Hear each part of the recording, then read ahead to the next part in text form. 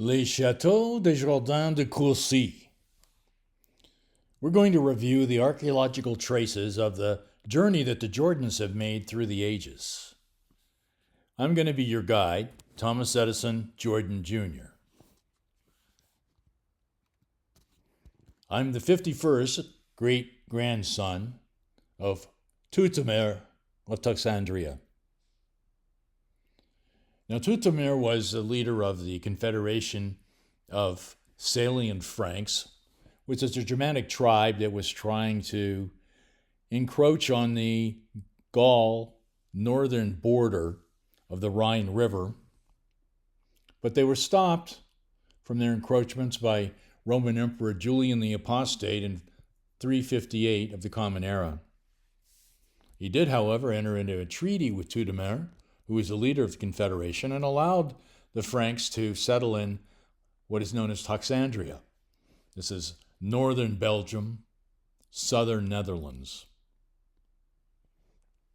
The tribes, by agreeing to settle there, agreed to defend the Roman Gaul from other encroachment from northern tribes. They settled in villages between the Scheldt and the Meuse River. They lived in wooden wattle and daub houses with thatched roofs in small villages. They were, however, quite competent warriors, having defended themselves and done their own raiding and pillaging as a Germanic tribe for many centuries.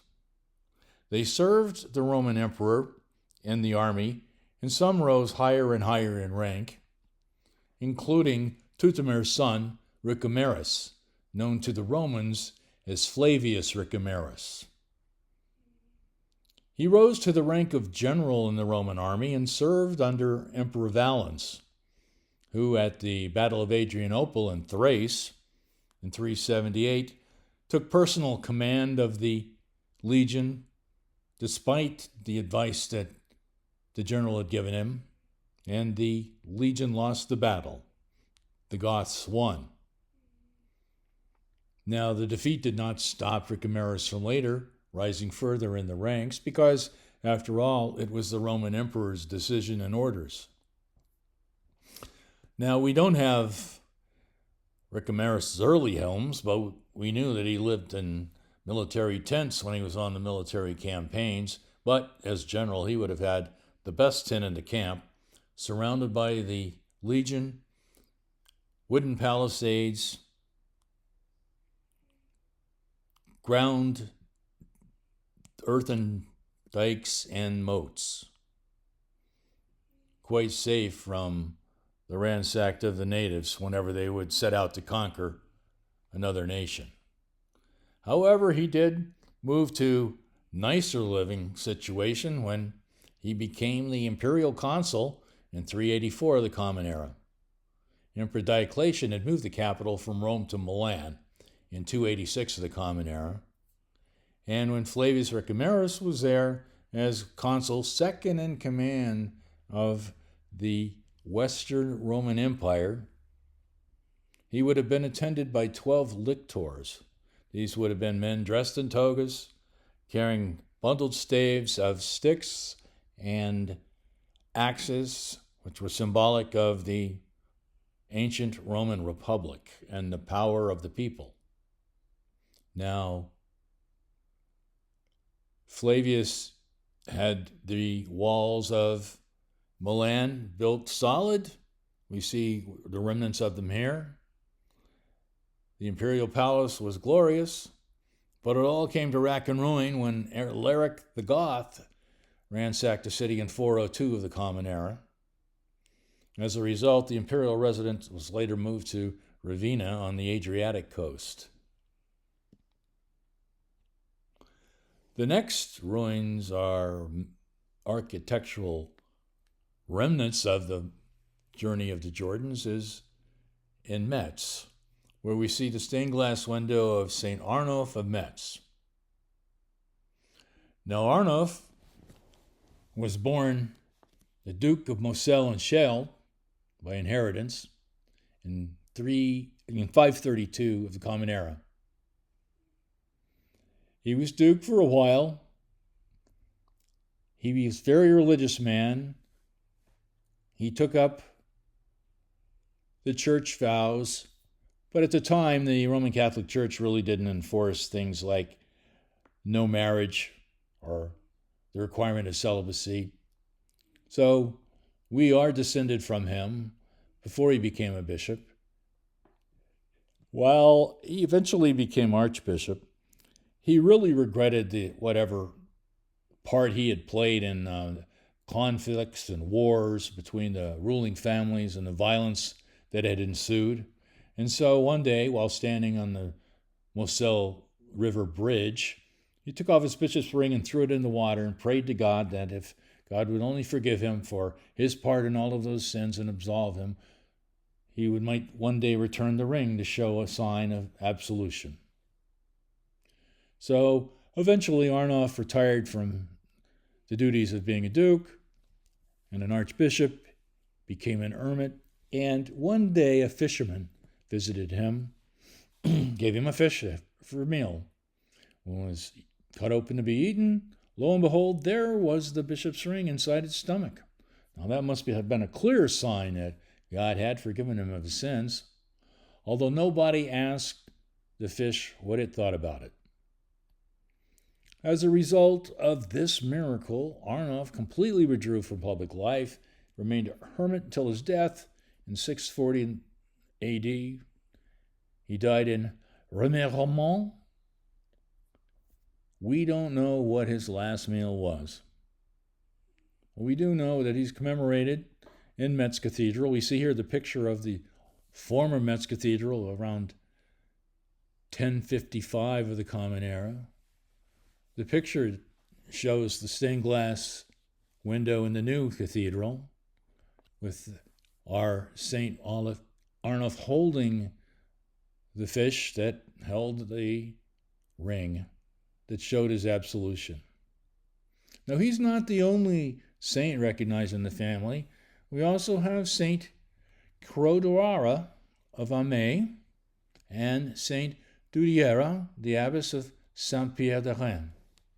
These two ladies were recognized for their holiness and became recognized saints in the church early in its history. Eventually, the descendants of the family included Pepin the Short, king of the Franks. He was the grandfather of Charlemagne, Holy Roman Emperor, who crowned himself Holy Roman Emperor in 800 in the Common Era, with the Roman Pope present to show that he was the emperor over all of the unified Frankish kingdoms in Europe. But earlier, Pepin had started construction for the capital of the Holy Roman Empire in Aachen, because there had been a Roman thermes, or hot baths, there since the 1st century of the Common Era, and the Frankish kings did enjoy that pleasure, so they built their palace next to the hot baths. And what we have standing today is the Palatine Chapel, the interior of which is shown here in the picture. Very ornate, gilt. It was worked on until Charlemagne's death in 814 of the Common Era. Now, Charles II continued with the Carolingian dynasty rule from Aachen. He was a grandson of Charlemagne. He was known as the Bald, and he reigned from 840 to 877 of the Common Era. Now, although he reigned from Aachen, he was responsible for all the cities and towns in his kingdom, and that included Paris, which had been victim of Viking raids for a number of years. The Vikings would sail up the Seine River from its mouth on the English Channel, and they would ransack the city.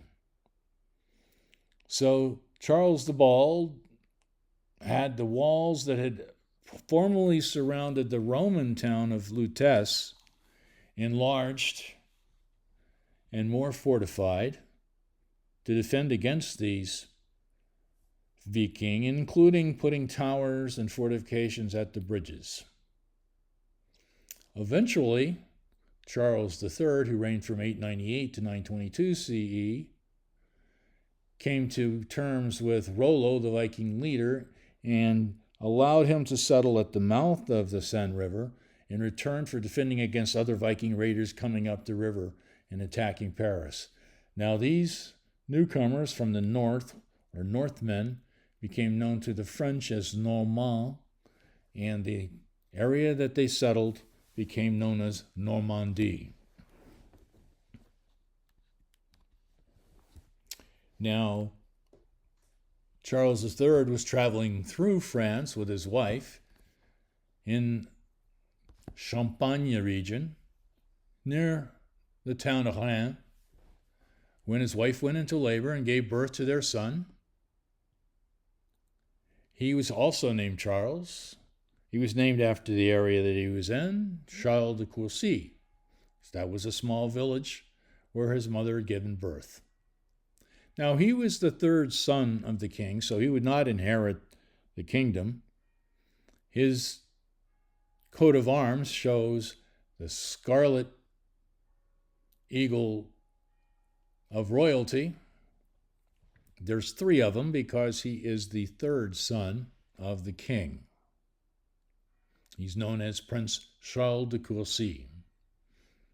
We see on the map where Courcy is located, just outside of Rennes. Now, his descendants over time, because they did not inherit the kingdom, were known as seigneurs, or barons, and they would have had relations with various dukes or the king to hold a fiefdom as a liege for the liege lord. So they would hold a place for the king or the duke in return for controlling the peasants, profiting off the peasants, and returning taxes to the liege lord. Baldric de Teuton built such a fortress in Bacqueville in Normandy about 1050 in the Common Era. He was known as the Lord of Bacqueville, or Seigneur de Bacqueville. We see here an old map of the village that shows where the Château Fort was located. It was eventually destroyed, and the new owner of the territory built a new chateau in 1764, which shows in the picture here. Now, Baldric had established a fiefdom given from Duke Richard II of Normandy. Dukes and kings could set out a fiefdom in return for the liege, providing back to the liege lord the profits and the taxes that he required from the land that he had entrusted to his liege. Now, Baldric and his son Robert built first a wooden earth fort and then later a stone castle, surrounded by 3 rings of defensive walls that surrounded, including the village. It was from here that Richard de Courcy accompanied Duke William of Normandy in his conquest of England in 1066 of the Common Era. Other members of the Courcy family, of course, remained in the Château Fort, and it was besieged in 1091 by Robert Courteheuse. The chateau continued in family, but in the 17th century, Cardinal Richelieu abolished the office of Constable de France and the right of nobility to hold fortified castles that might risk challenge of power of the monarchy. And so the Château Fort was destroyed, and what we have only left now is the gateway to the second ring of the fortification. Other Châteaux Courcy that are in France now include one Fontenay-sur-Mer in Normandy, but that was built in 1658. This was 600 years after our ancestor Richard de Courcy had left France and invaded England. You can, however, still use such a Château Courcy. It is available as a rental. So when Richard Courcy goes to England as a companion of Duke William de Normandy, or William of Normandy, and William is victorious, he becomes King William of England. As a result, he has the feudal right to designate lands for those who supported him in the invasion, and that he does. These lands are listed in the Domesday Book. This is a list of properties that were in possession of owners in 1066 when William took over England. And then another one in 20 years later shows who owned the properties later. This would include all the land, the cattle, the value, and the income per year. Now we know that the lands that Richard de Courcy was given by William the Conqueror for his service came to about £31 10 shilling per year income to Richard de Courcy for his own use. From this, he of course had to make sure that he could support from the estates armed men-at-arms and knights if called upon by William of Normandy. But otherwise, he was left to his own devices as the lord of the land. Now, what would about 32 pounds sterling silver purchase in the 11th century in England? Well, that's 32 pounds sterling of silver. Each pound would have been divided into 240 silver pennies. That would mean 12 pounds was 7,680 silver pennies. Now, that would buy you about 480 head of cattle. If you pay 16 pence per ox, it would buy you 1,200 sheep if you paid 6 pence per sheep. Real estate, it would buy you a very comfortable house because they cost about £10 in the medieval period. Shakespeare's recently discovered London flat, we know of, cost £140 4 centuries later. That just shows the inflation in real estate, and it hasn't stopped yet. An average laborer only earned £2 a year, so that would pay 16 years in wages. You could buy 7,500 pounds of bread with that amount of money. That would feed a family for a lifetime. So in the 11th century, 31 pounds 10 shillings was a huge amount of money. The average people lived with just a subsistence basis. They grew their own food. They rarely handled money, maybe a copper, never really a single silver penny. So 32 pounds sterling would have only been seen by high-ranking nobles, the crown, or wealthy churchmen and abbots. So what were these properties? Well, the Domesday Book lists them for Richard de Courcy. It said that he was a tenant-in-chief of Foscott, Nuneham, now known as Courtenay, and Sarsden, and also was in charge of taking the Lord's taxes for the town of Oxford. Now, Foscott in Oxfordshire, it produced 10 shillings worth of crops a year on the plowland and the 4 acres of meadow.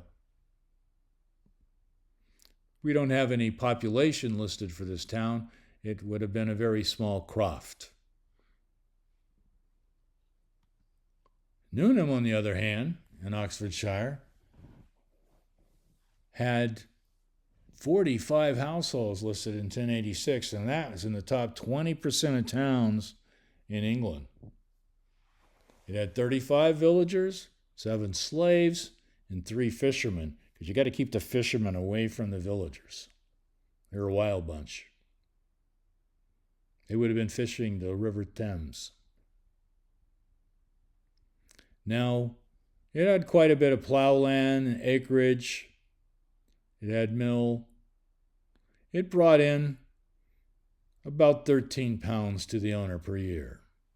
It was owned by Håkon the Dane until the victory of the Normans and was turned over to Richard de Courcy, who continued to own it 20 years later in 1086. Now you see it had 7 slaves. The population of England at the time of the Norman invasion consisted of 10% slaves. These are owned either by the Anglo-Saxons or in the Danelaw area by the Danes. The Danelaw area is the area to the north and the east, controlled by the Viking descendants, whereas the Anglo-Saxons had settled in the south of England. Now, King William stopped the importation of slaves and closed the slave market in Bristol. And eventually, by the 12th century, the chattel slavery where you could buy and sell people had disappeared and replaced by serfdom, in which the serfs were tied to the land, unable to leave without permission of the lord of the land. They worked the land, they did whatever their particular craft might be for the profit of the Lord, and paid taxes to the Lord. It was better than slavery, but they were not free people. Besides Newnham now, he also had Sarsden, even larger town, 97 households by 1086.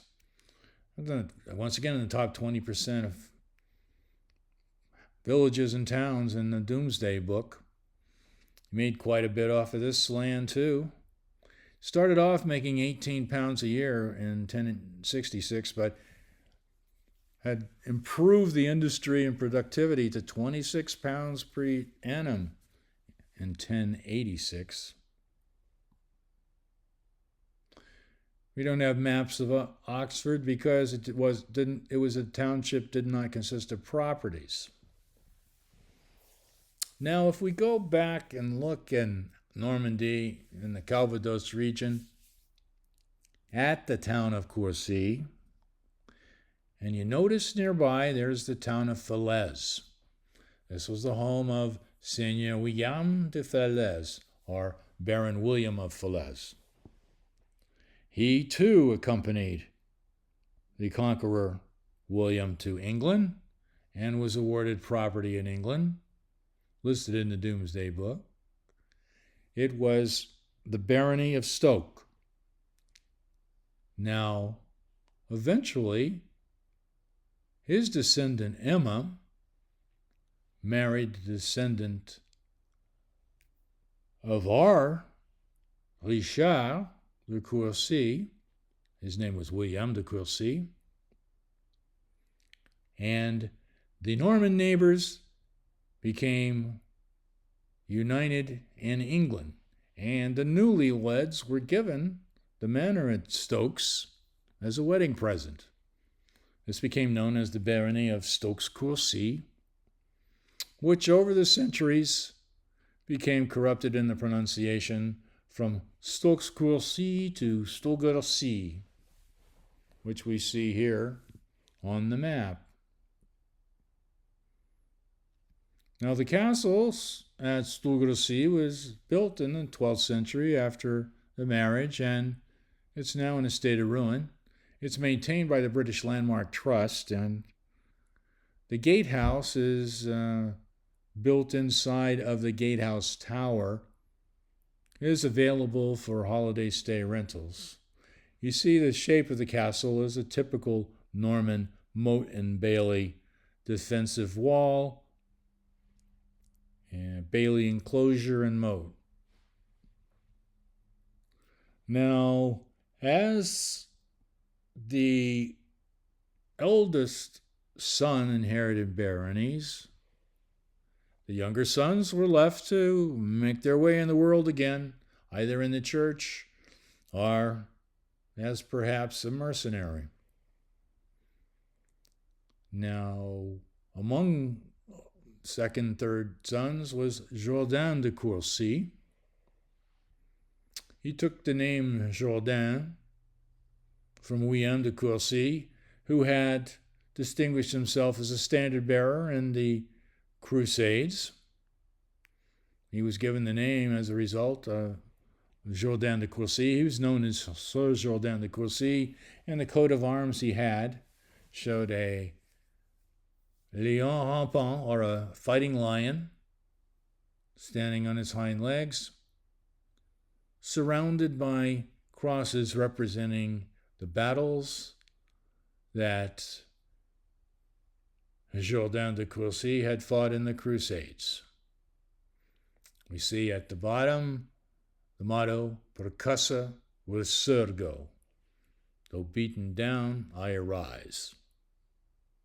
So this coat of arms became used by those who did not inherit the barony, second, third sons, and is now the Jourdain coat of arms. Now, Jourdain de Courcy accompanied his brother, John de Exeter, when they decided to invade Ireland. Now, these Norman knights just couldn't help themselves. They did so well invading England, they figured they better take the next island over. Now, John de Exeter is not remembered well by the people of Ulster because he conquered them and was a rather cruel master. His brother, our branch ancestor, Jourdain de Courcy, did build Castellane Jourdain, as it's said in Irish, in County Meath. He was killed in 1197 by one of his own Irish retainers while fighting with his brother John near the River Bann in Ulster. But fortunately, he had offspring before he went to Ireland to go lose his life. And so the family continues, although we don't have this castle anymore. It's left in ruins, as you see in the picture of the Tower House.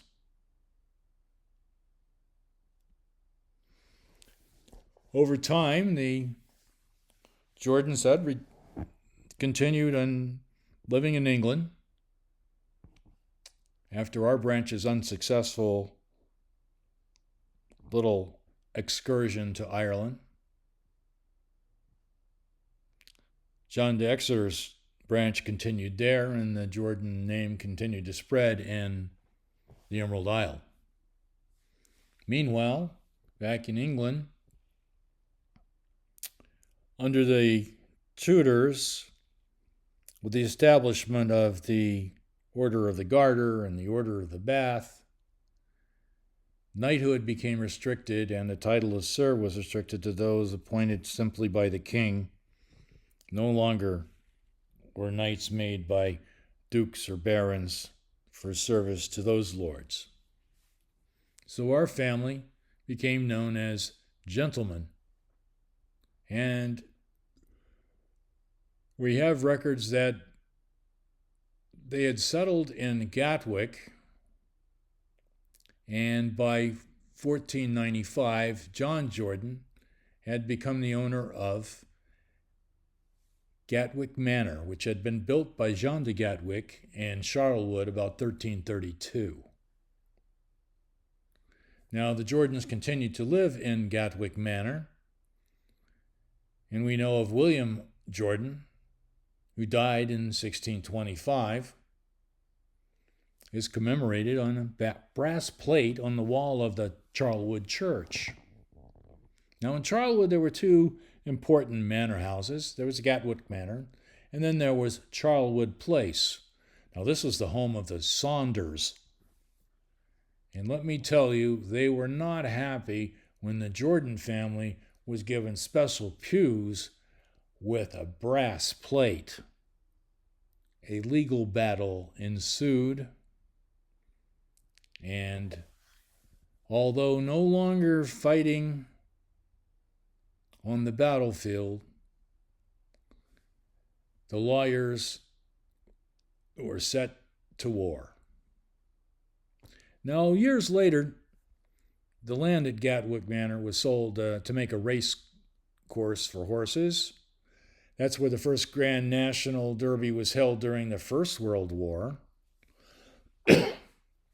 Eventually, some of the land was sold in 1930 for a private flying club, for those that liked that new fangled gadget, the airplane. Eventually, that became Gatwick Airport, which was constructed from 1956 to 1958. If you want to know where our manor house is now, you see the old picture of it. It's under the north terminal of the airport.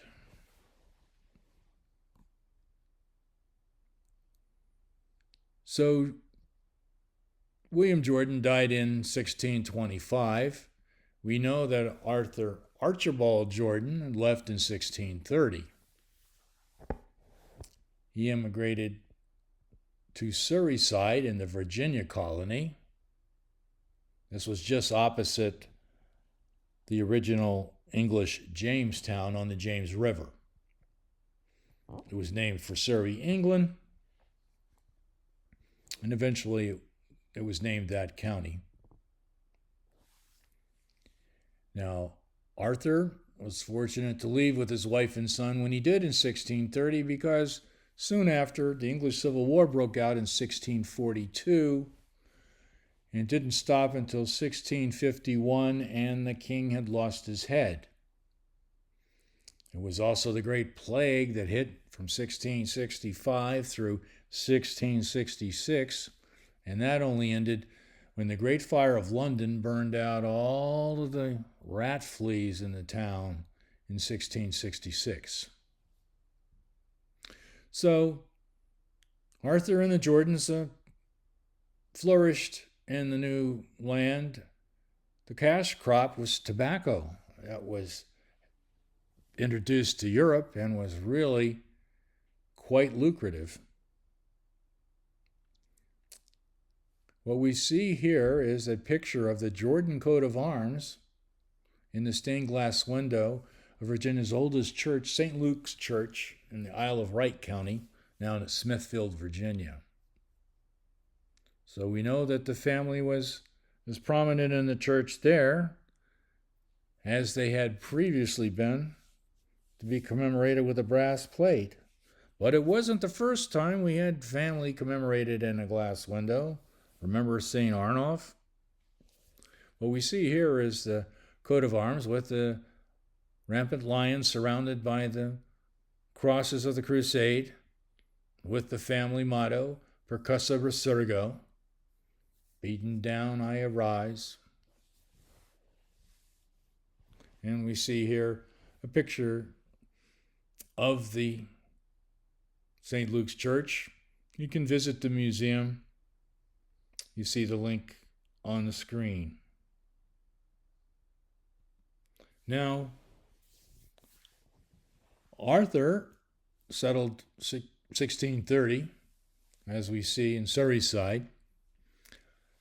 As more land opened up, the family migrated down what was known as the Fall Line Road.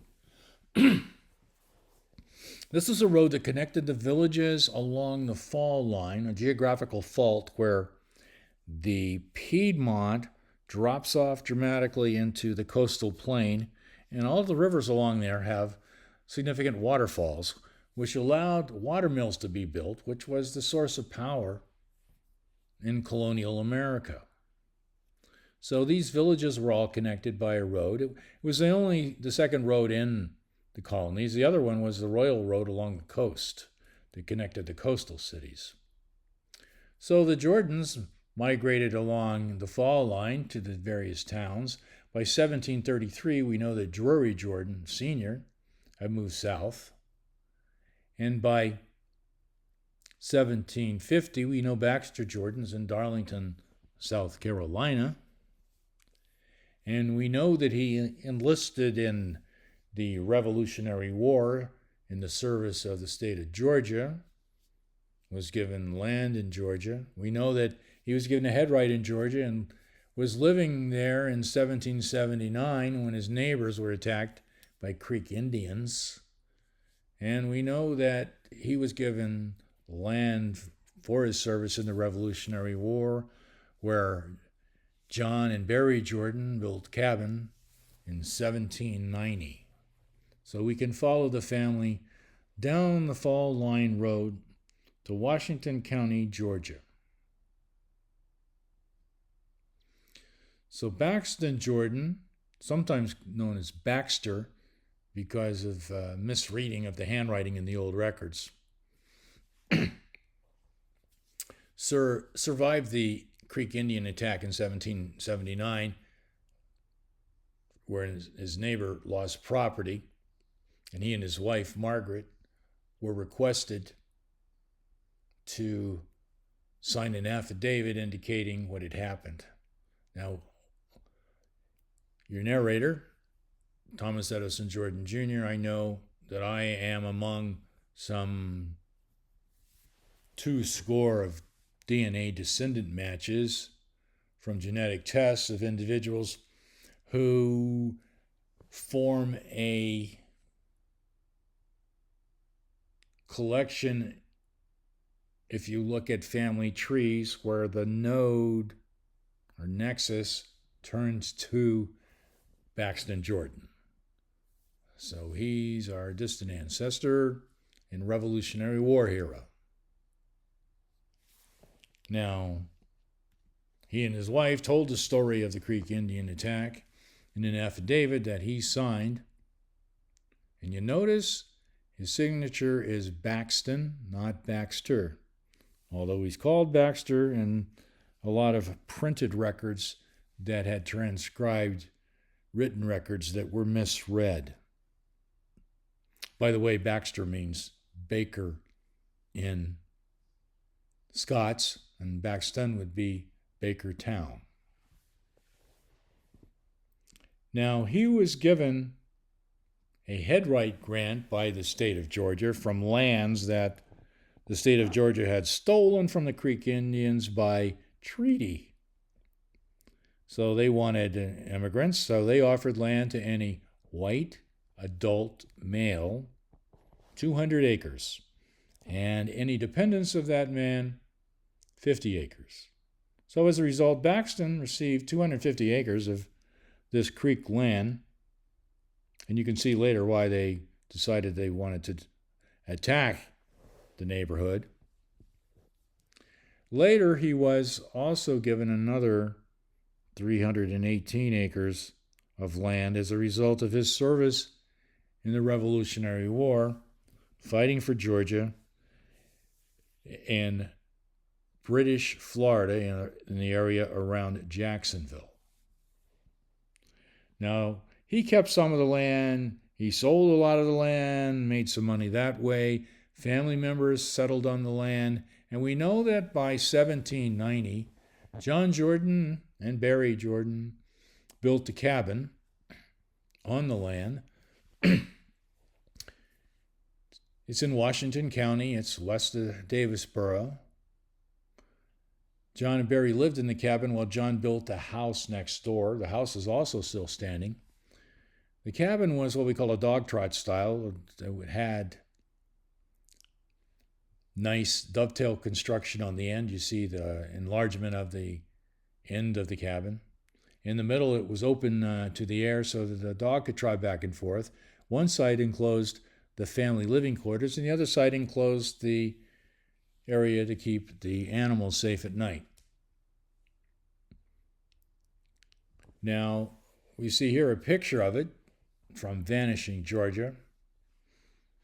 The property was bought by the Pearson family in 1967, and they owned it at the time of the picture, as well as pictures that were taken of the house that John had built and moved into.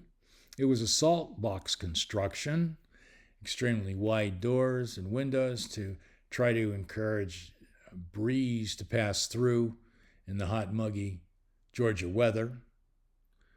Here we see architectural pictures in the Digital Library of Georgia of the Jordan Pearson house, and also a close-up of one of the indoor doors that shows how really wide it is. Check it out next to the chair and lamp.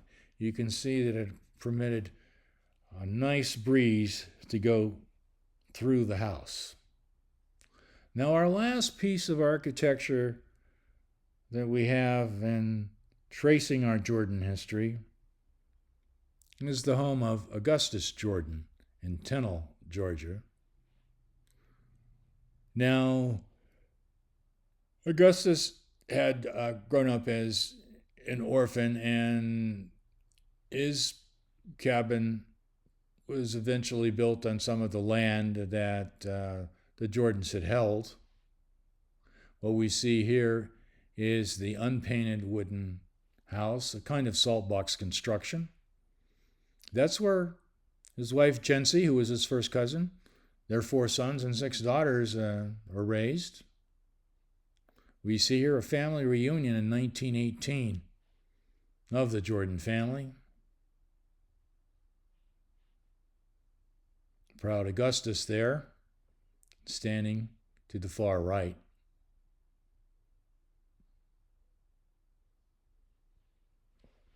Now, what this picture tells me, and the history that we've gone through implies, is that it doesn't matter where you live, and it doesn't matter where you've been. What's important is who you're with and how you treat each other. Let's all do good. And if we're beaten down, let's get back up. Percussa resurgo.